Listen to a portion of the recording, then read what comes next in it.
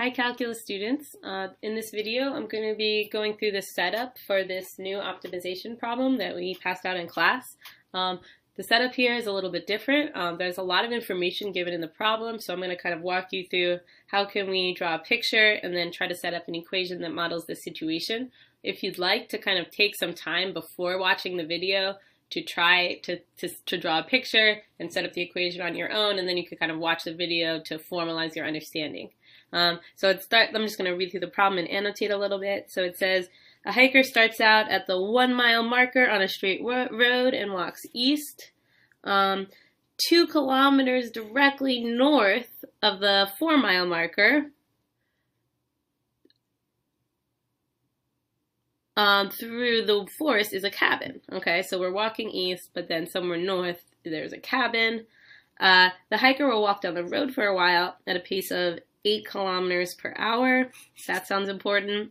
At some point between the 1 mile marker and the 4 mile marker, the hiker leaves the road and makes a straight line towards the cabin through the woods, hiking at a pace of 3 kilometers per hour. So in order to minimize the time is important because that's going to be our function we're trying to write, to go from the 1 mile marker to the cabin, where should the hiker turn into the forest? I really like this problem because it has such a real world application. This is a question you might actually have in this situation, and there's lots of similar situations where you have two different paces or rates, and depending on like your path you're taking, and it makes sense. Like we should have a slower rate when we're walking through the forest because maybe it's uphill, maybe you have to kind of climb over some stuff, versus like a straight road is easier to walk more quickly on. So I'm going to try to visualize what's going on. So we have a road. Here's my road. And we know we're walking east. And then we're starting at this 1 mile marker. And we also know there's something happening above the kilometer marker. And what's happening is that if I go 2 kilometers due north, I'm gonna get to this little cabin. And the question is saying, so we're starting here, we're walking this way. At some point, we want to turn before we get to the 4 kilometers and cut through the woods. So we're trying to figure out what's this point. So it's somewhere between the 1 mile marker and the 4 mile marker, right? So we also kind of have some other information. We know our rates on the 2 different locations, right? So we know our road rate is going to be 8 kilometers an hour, and we know our forest rate is going to be 3 kilometers an hour. And I'd like to think about how am I going to come up with a function of time? Well, I have rates, and in this picture I have distances. So if we remember, like, we actually have a formula for the rate or the velocity, which is distance over time, right? Distance traveled over time should give me my average velocity. And in this case, we have a constant velocity, so it makes sense we're just doing distance over time as opposed to like thinking about an instantaneous velocity. So now I don't actually want to write a function for velocity. I want to write a function for time. So I can actually take this formula and rearrange it a little bit. I can multiply both sides by t. Then I have TV equals d. Then I can divide it by v. And I see, okay, time is actually a function of distance and velocity. It should be time is equal to whatever my distance is divided by whatever my velocity is. So the idea is we have some velocities here, right? We can think about this as like v for the r, for the road, and then this would be like v for the forest. And then we also have 2 different distances, right? We have a distance along the road, and we have a distance through the forest. So the idea is if we can come up with a representation for each of these distances, then we just need to divide them by each of these velocities, and we should be able to get the total time. Okay? So in order to do that, we're going to introduce a variable. So first of all, I want to say we know that from the 1 kilometer marker all the way to the 4 kilometer marker is a total of 3 kilometers, not 4.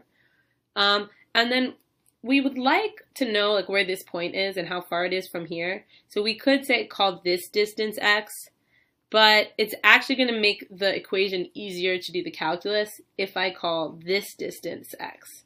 And it just means instead of solving for how far will we turn from the 1 kilometer marker, we'll solve for how far away is that point from the 4 kilometer marker, and then we can kind of work backwards. But if this is x and this whole distance is 3 kilometers, that means that from 1 kilometer to this point must be 3 minus x, right? So now I'm going to try to write my function of time. So if I say time is equal to, well, since I have two rates, I'm going to think about the two pieces of the distance separately. So I'm going to say, okay, this first distance that I walk along the road is 3 minus x, and then I have to divide that by, so it's always distance over velocity. So I'm dividing that by what's my pace as I walk that distance. My pace is 8 kilometers. And then plus, well, how do I get this diagonal distance? It's not x, right? X is the horizontal distance. So in order to get the diagonal distance, I have to realize, oh, this is a right triangle. So I could actually use Pythagorean theorem. A squared plus b squared equals c squared. And the distance I need is c. So then I would have to square root both sides to get c. So that kind of helps me know about my second chunk of my distance. So I need to do x squared plus 2 squared, and then in order to get this exact length, I'd have to square root that. So that represents the distance, the diagonal distance, and then I divide that by 3 kilometers per hour.